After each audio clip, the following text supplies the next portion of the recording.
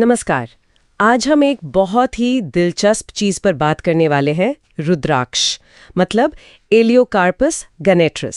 आयुर्वेद और हमारी मान्यताओं में तो इसका बड़ा जिक्र है। जी बिल्कुल। हमारे पास ना इसके औषधीय गुणों पर एक वैज्ञानिक रिसर्च पेपर है, उसके कुछ हिस्से हैं।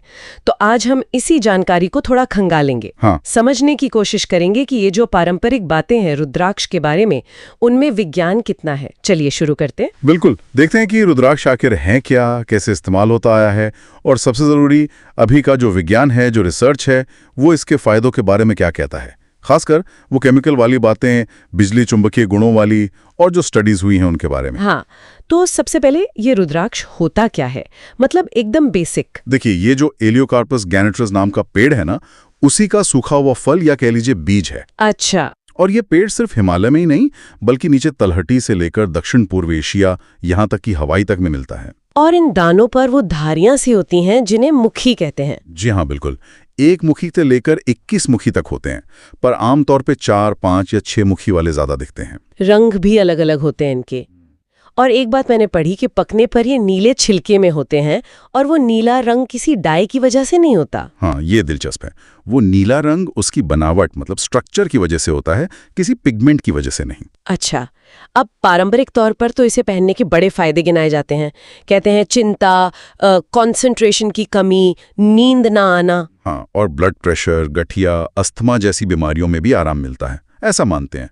इसे पानी में भिगोकर भी पीते हैं या फिर पाउडर बनाकर भी इस्तेमाल करते हैं। और ये भी सुना है कि अलग अलग मुखी वाले रुद्राक्ष के असर भी अलग अलग होते हैं। जी, स्रोतों में ये बात आती तो है कि फलाने मुखी का ये असर, ढिमाके का वो, लेकिन इसका कोई साफ वैज्ञानिक आधार इन पेपर्स में तो नहीं मिला है। ये शायद पारंपरिक ज्ञान का हिस्सा ज्यादा है। तो ये तो हुई मान्यताओं की बात। अब आते हैं विज्ञान पर।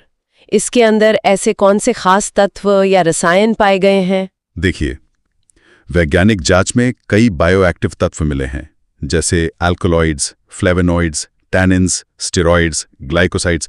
ये सब पौधों में अक्सर औषधीय गुणों से जुड़े होते हैं। अच्छा। कुछ स्टडीज में गैलिक एसिड, इलाजिक एसिड जैसे कंपाउंड्स भी मिले हैं, मतलब ऐसे रसायन जिनमें शरीर पर असर करने की क्षमता हो सकती है। ठीक है। और वो जो एक बड़ी बात होती है इसके बिजली चुंबकीय यानी इलेक्ट्रोमैग्नेटिक गुणों की, उसका क्या? वो तो बहुत सुनने में आता है। हाँ, ये एक अहम पॉइंट है। कई जगह दावा किया जाता है कि रुद्राक्ष में खास मैग्नेटिक और इलेक्ट्रिकल प्रॉपर्टीज होती हैं, जैसे पैरामैग्नेटिक, डायामैग्नेटिक वगैरह। हाँ। और इनसे शरीर की जो बायो इलेक्ट्रिक एनर्जी है वो बैलेंस होती है या ठीक होती है।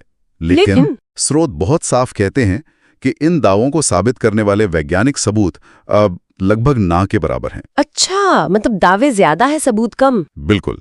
एक आध छोटे मोटे प्रयोगों का जिक्र जरूर है, जैसे पौधों पर असर देखा या तांबे के सिक्कों के बीच घुमाया, पर वो इतने पुख्ता नहीं है कि उन पर भरोसा किया जा सके। उनकी और पुष्टि की जरूरत है। हाँ, एक स्टडी में करीब 27 मिनरल जरूर पाए गए हैं रुद्राक्ष में, जिनके अपने इलेक्ट्रिकल गुण हो सकते हैं, पर इसका सीधा कनेक्शन उन बड़े बड़े फायदों से अभी तक जोड़ा नहीं जा सका है। तो मतलब ये जो इलेक्ट्रोमैग्नेटिक वाली बात है वो अभी वैज्ञानिक कसौटी पर खरी नहीं उतरी है। सही कहा, अभी तक तो नहीं।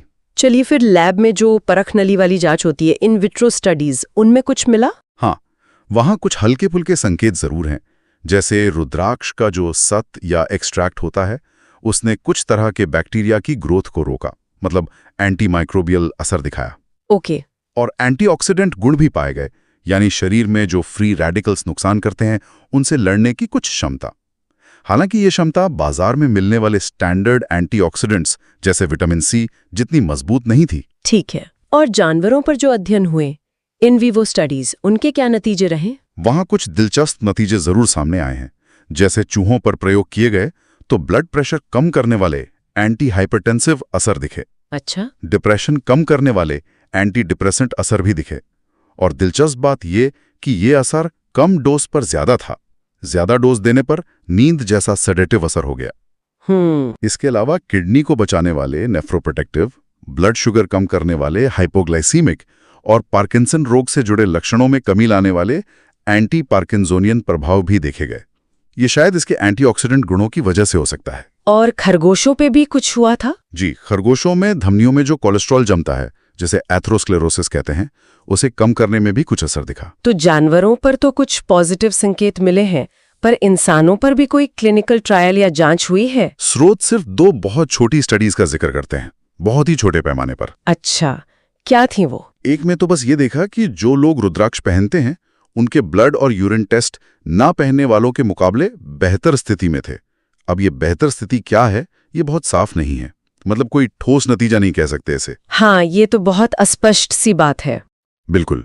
और दूसरी स्टडी में मानसिक रूप से थोड़े कम विकसित बच्चों पर एक आयुर्वेदिक फॉर्मुलेशन आजमाया गया, जिसमें रुद्राक्ष भी एक हिस्सा था। तो उससे बच्चों के व्यवहार संबंधी दिक्कतों में तो कुछ सुधार दिखा, पर उनकी जो दिमागी उम्र या सामाजिक उम्र थी उस पर कोई खास फर्क नहीं पड़ा। तो ये दोनों ही स्टडीज आप समझ सकते हैं बहुत सीमित हैं और निर्णायक तो बिल्कुल नहीं है। इसलिए देखिए, स्रोत का जो निचोड़ है वो एकदम साफ है कि पारंपरिक चिकित्सा में रुद्राक्ष का महत्व भले ही बहुत ज्यादा हो, पर इसके औषधीय गुणों और वो कैसे काम करते हैं, इस पर वैज्ञानिक सबूत अभी बहुत ही कमजोर और अपर्याप्त हैं। यानी कि अभी बहुत काम बाकी है। बहुत ज्यादा। इसके फायदों को अगर भरोसे के साथ साबित करना है तो बहुत ज्यादा और अच्छी क्वालिटी की रिसर्च की सख्त जरूरत है। तो अगर हम पूरी बात को समेटे तो ये कह सकते हैं कि रुद्राक्ष का पारंपरिक और सांस्कृतिक महत्व तो गहरा है ही।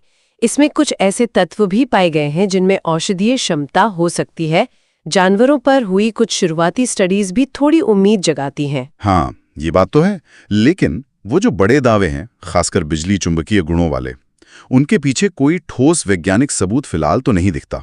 और इंसानों पर जो स्टडी हुई है वो भी ना के बराबर है। सही। तो स्रोत यही कह रहे हैं कि भाई, अगर रुद्राक्ष को वाकई एक असरदार इलाज के तौर पर देखना है तो अभी और बहुत ज्यादा और बहुत कठोर वैज्ञानिक जांच पड़ताल करनी होगी। आज के इस पूरी बातचीत से एक सवाल मेरे मन में आ रहा है। अगर पारंपरिक विश्वास इतना मजबूत है और कुछ शुरुआती वैज्ञानिक संकेत भी मिल रहे हैं, तो आखिर किस तरह की खास और पुख्ता वैज्ञानिक स्टडी की सबसे ज्यादा जरूरत होगी जो रुद्राक्ष के इन औषधीय दावों को या तो पक्के तौर पर सही साबित कर दे या फिर खारिज कर दे? इस पर सोचने की जरूरत है। बिल्कुल, ये एक अहम सवाल है आगे की रिसर्च के लिए।